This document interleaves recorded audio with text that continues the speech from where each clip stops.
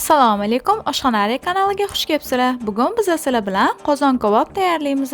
Kerak bo'ladigan mahsulotlar: 600 g qo'y go'shti, 800 g kartoshka, 200 ml o'simlik yog'i, tabga ko'ra tuz, ziravorlar va bir dona qizil piyoz kerak bo'ladi. Birinchi bo'lib kartoshkalarimizni o'rtacha kattalikda kesib olamiz. Keyin piyozimizni ham yupqa dumaloq qilib kesib olamiz. Qizib turgan qozonga o'simlik yog'imizni quyib, qizdirib olib, kartoshkalarimizni qovurishni boshlaymiz.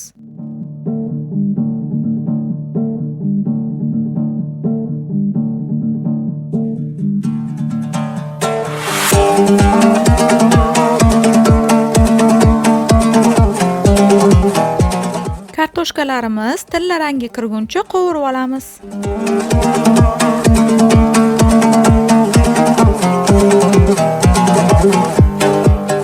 Endi go'shtlarimizni qovurib olamiz.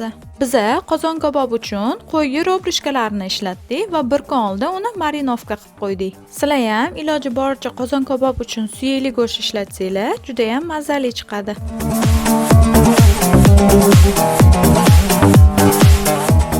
Mana go'shtlarimizning ikkita tomoni ham yaxshi qizarib qovurildi.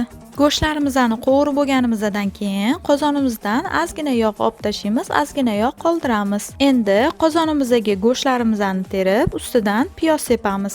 Endi piyozimizning ustidan kartoshka terib, kartoshkani ustidan piyoz sepib va yana go'shtlarimizni terib chiqamiz. Keyin qozonimizning ustini yopib, 40 minutga past olovda qoldiramiz.